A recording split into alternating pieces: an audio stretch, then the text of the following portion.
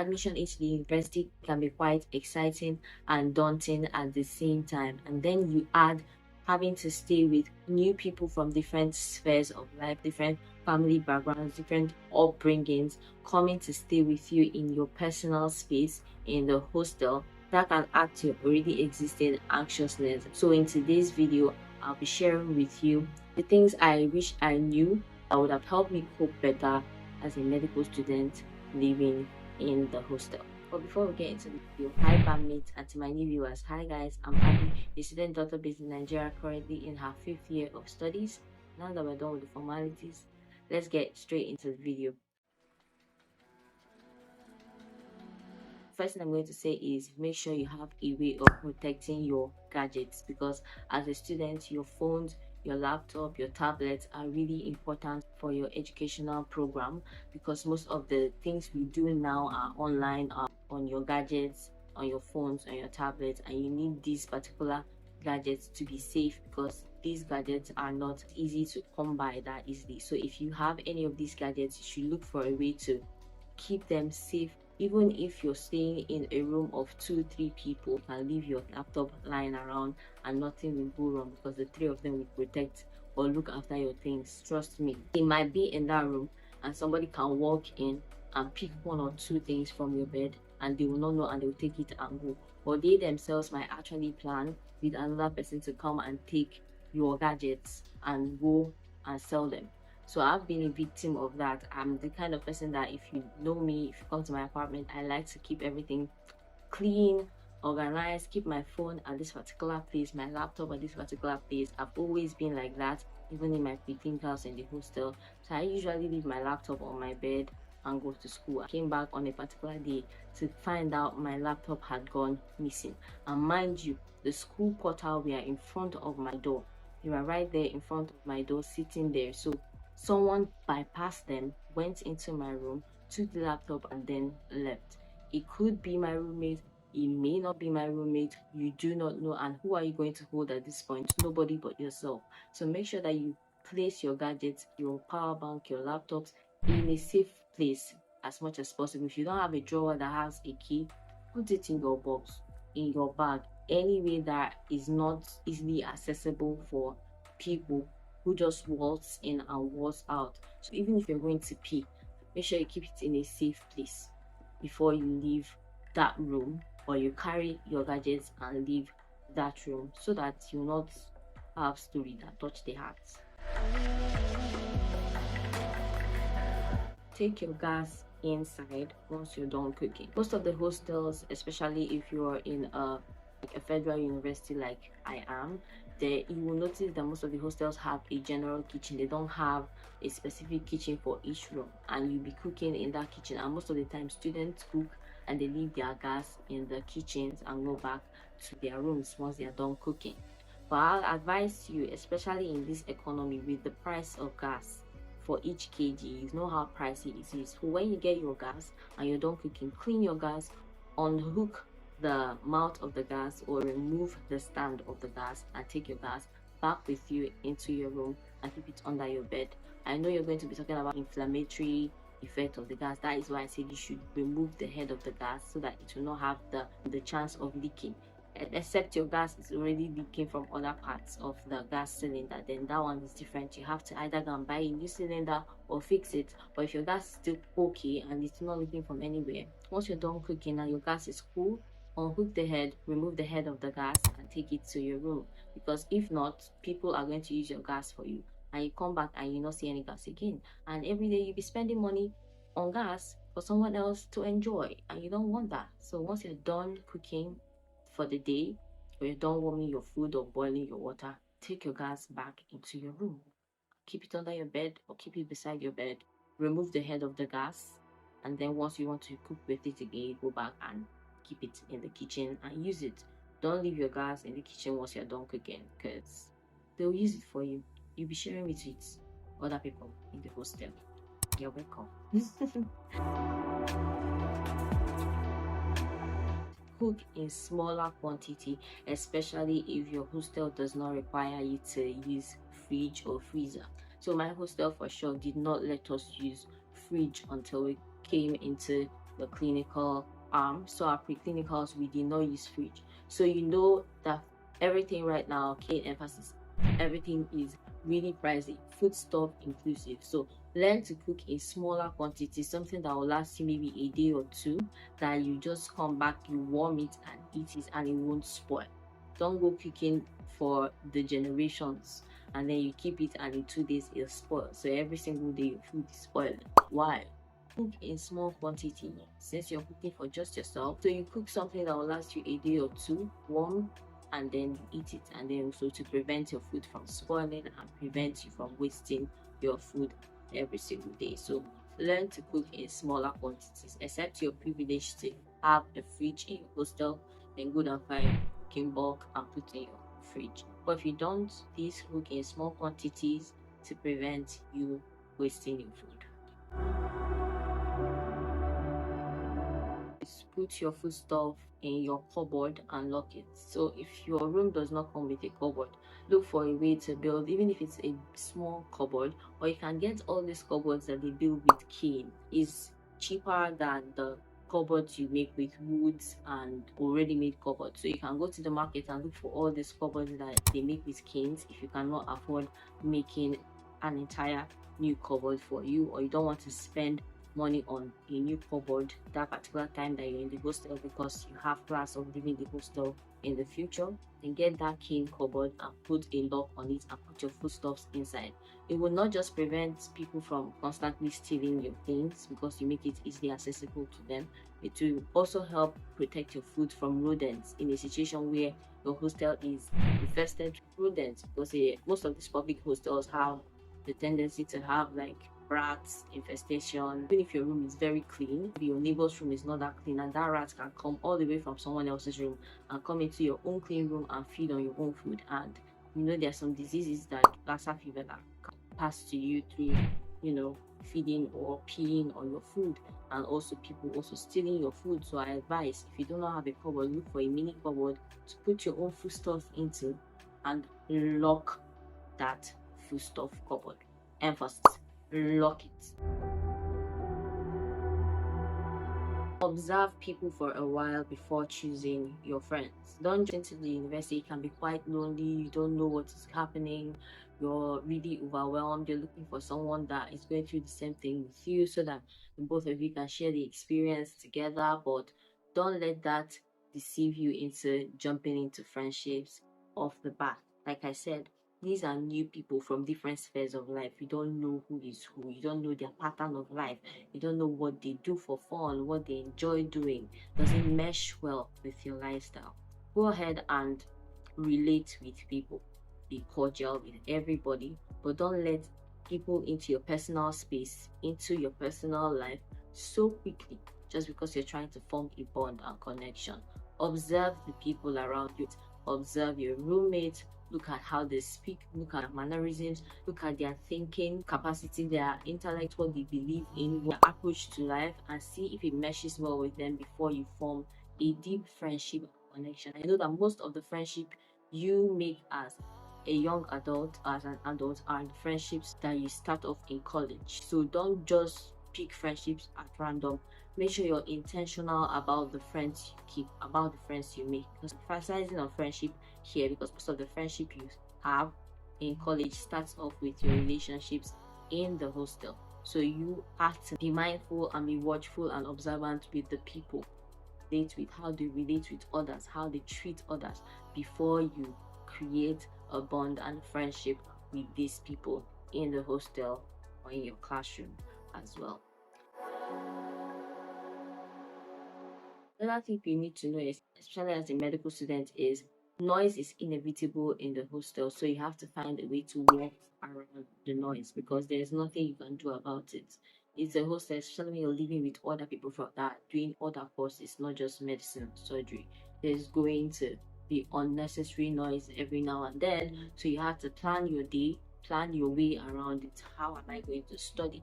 I know I'm not the kind of person that studies at night. I like to study during the day. I like going to the library during the day. Will I find a conducive place during the day? As for me, what I usually did during that time was I play music during the day and I make my notes. Then at night, I'll read my notes because I like to read notes. So I will not come and start reading my notes during the day because I know that there will be noise. But with the song playing in my head to help me to concentrate a little bit and make my notes, then at night, when everywhere is more quieter, I'll read the notes that I've made. But some people, they can't read at night because of, we need our beauty sleep. So you have to find a way you can read during the day, or maybe after class you stay back in class and give in a little bit extra hours to studying. Then you go back home, you know that you're going back to rest, to sleep, to watch movie or whatever with the noise going on. But as for the noise, there's always going to be noise whether you like it or not. So you have to find a way to walk around the noise in the hostel. When you're going for a night class to study in the night, please go in groups. If you have male friends, go with them as a girl, because it's the university. There are different people, both people that are students that are not students are in the university. So if you're going from your hostel, go in groups and come back in groups, and not just go in groups with people that you trust. If not, I advise you please stay at home, because I've had an experience where we went out at night. I went out with my friend, we were just two, and we had a little mishap at that night, and we were chased by a particular student. We don't know if he's a student, but we know we were chased. But I'm pretty sure if we went with some of our male friends or our male colleagues and we are coming back with them that night, just one man or just one guy will not be chasing 4 5 guys that are with 2 girls. So if you're going, make sure you go in groups, and if possible go with guys as well. Don't just go alone at night. If you're going to go for night classes, you go with male friends and read throughout the night in that place, or better still, just stay in your hostel and read. But if it's a must, it's exam season and you need to go out in groups and try to incorporate male colleagues or male friends with you if you're going, or better still, just stay in the house and read. But if you're going out, do not go out alone. Do not stay in the classroom alone, because you've seen a lot of mishaps that have been happening with girls going to even churches, going to church to read, and they'll come and they'll have a situation where they go missing or something really bad happens to them. So please try to prevent situations where you're just alone by yourself studying. Even if you are an introvert, you don't have friends, better you stay in your hostel and read than for you to go and be reading alone in the class, because you don't have friends or colleagues to go with. If you don't have anybody to go with, try to practice reading by yourself in the hostel than leaving the hostel to go to the class. Even if the class is very safe, there's security lights, security camera, don't stay in the class by yourself. Those security cameras, people can have access to them and do what they want to do. This is Nigeria, where if you are not that important, people will not even look into your case. They'll just tag it as a mistake, and if you're gone, you're gone. If you're dead tomorrow, life will go on for so many people. So it's better you keep yourself safe, prioritize your safety. Don't stay in places by yourself, especially at odd hours. And if you must, make sure you stay with your colleagues, and preferable male colleagues as well. It's unfortunate I'm laying emphasis on males, but that's just how the world is. We as females, we are prone to so many insecurities. So no matter how you try to be a feminist, it's just how it is. So you might as well work with the program. Make sure you prioritize your safety, not just in the hostel, but outside the hostel as well. Please disinfect your toilets before you use them, okay? Especially for the girlies, we are prone to a lot of infections, and some people can be quite, not so clean in the hostel environment. Before you use the toilet, even if the toilet is clean, you want to pee, use maybe baby wipes to wipe the place you're about to sit on, flush it with Dettol or Savlon, disinfect your toilets before you use them. Even when you're bathing, if you're bathing in a public bathroom, make sure you wash the space. Just pour a little bit of water and Dettol on the floor of the place you're going to be standing. If it's a general bathroom that doesn't have like its own inner place, even if it does have its inner place, please put Dettol inside the water and pour it on the floor to disinfect the floor before you start bathing. Because as you're bathing, the water you're splashing some of the times will be splashing mistakenly, depending on how compact the bathroom is. And you don't want someone that just entered there that had something that just finished bathing, maybe still have something on the floor, and then it splashes on you, and then you start experiencing 1 or 2 infections that you don't know where you got it from the bathroom, not just the toilet. Disinfect the toilet before you use them, and to help to reduce any form of infections that you might get from public places or public hostels. When you're placing your bags of water, for those that drink sachet water in the hostels, don't place it on the bare floor. Try to place it on a platform, or place a carton on the floor before you place your bags of water, because the floor already is quite icky. Even if you clean your floor in a hostel, some might spill water, and then the water will spill to the place where you packed your bags of water, and then the person will clean other places, but under the bags of your water is already contaminated with so many things. So I always advise that you put your bags of water, even your cans of water, on a platform, and not just leave it on the bare floor. Put it on a carton or on a platform of a wood or something. Don't leave your sachet water or the drinking water that you'll be drinking yourself on the bare floor, to help to reduce any form of things entering the water that you'll be drinking. It's not good. Nah, fall sick again. You see, all this thing is to prevent you from falling sick. So keep your water safe as well. Yeah. And then speaking of water, the next tip is drink your water and mind your business. When it comes to hostel activities, a lot of people be having their noses in people's business, be drinking paracetamol for someone else's headache. These people that you're living with in the hostel, especially those that are not very close to you, like your friends, you may or may not be seeing them once you graduate and leave the school. So try to make sure that you live in peace and harmony, away from drama as much as possible. Go to school, enjoy your time with the good people around you, study your books, and leave the school in peace. Don't go creating problem with different people in different places, because number one, you don't even know where you see these people tomorrow. They might be in a situation where they might help you, or you might not even see them again tomorrow, and yet you're carrying their problem on your head. Somebody you might not see in a couple years' time. So make sure you learn to mind your business in the hostel. Mind the business that pays you. Mind the business that favors you. Don't go putting your nose into other people's businesses. If you have your things, focus on your things. Don't go touching someone else's things without permission. Over familiarity brings about insult. So don't let everybody be over familiar with you.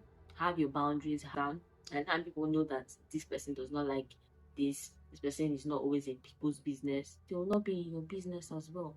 And it will help you to have a peaceful stay in the hostel, and not constantly having bicker with your fellow girls in the hostel and causing drama for yourself. And you will not have any kind of peace of mind in the hostel. So as you're in the hostel, mind your business. Don't go crossing other people's boundaries so they don't cross yours as well. And if you have any form of misunderstanding with anybody, try to hash it out in the most reasonable way possible. You don't have to create fights. You don't have to be known as that girl that is always fighting and create a bad name for yourself or a bad image for yourself in a public hostel. I mean, news flies. People can take particular news that is not true and start spoiling your image in the school, or from the information they got from the hostel. Keep your private life private. Be social, have your boundaries, and also respect yourself, and don't go sticking your nose in other people's business.